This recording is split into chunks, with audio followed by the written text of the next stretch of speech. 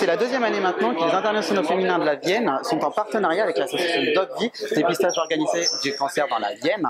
Bonjour. Oui, je suis Caroline Tourneau-Facon, le médecin coordonnateur de DocVie. D'accord.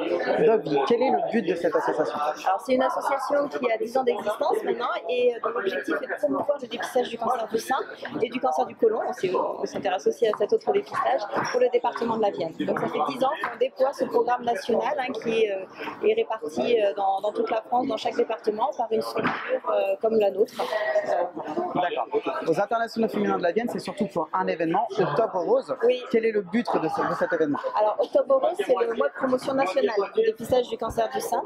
Donc, c'est un espèce de temps fort qui revient chaque année partout en France. Et donc, dans le département de la Vienne, on essaye aussi par diverses manifestations de sensibiliser particulièrement sur ce mois d'octobre au dépistage du cancer du sein. Pour inciter les femmes à faire leur dépistage. Ici, aux internationaux féminins de la Vienne, nous demandons tous les jours donc, aux personnes de faire un don et pour aussi gagner des lots, qui est un tirage au sort à la fin de la semaine. En quoi consiste ces dons? À quoi ça va servir cet argent? Alors en fait, nous, on est une petite association, même si on est mandaté par le niveau national, c'est vrai que pour multiplier ces actions de promotion au niveau du grand public, on est toujours content d'avoir des partenaires qui nous aident parce que finalement, tenir des stands comme ça, acheter des t-shirts, des stylos pour faire de la diffusion de l'information, malheureusement ça a un coût. Et donc on est très content d'avoir des partenaires comme ça qui peuvent nous aider à relayer l'information et nous aider du coup l'année suivante à faire encore plus d'informations, encore plus d'actions de communication.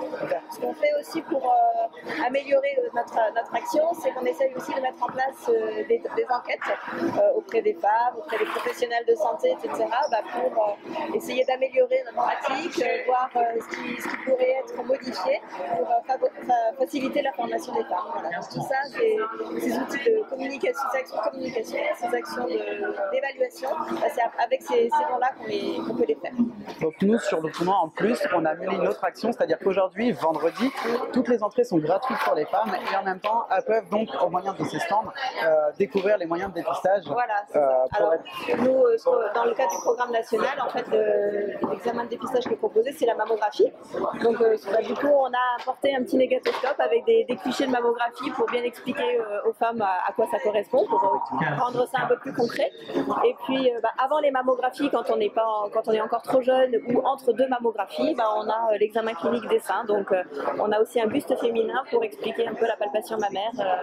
Mais donc, l'examen de dépistage, c'est la mammographie. Et puis, l'examen par la palpation, c'est entre deux mammographies. D'accord. Donc, nous sommes heureux de vous aider sur ce tournoi. Merci et nous espérons beaucoup, que beaucoup de personnes seront bien informées dans cette journée. Ça se présente bien, en tout cas. Merci. Bonne journée à vous.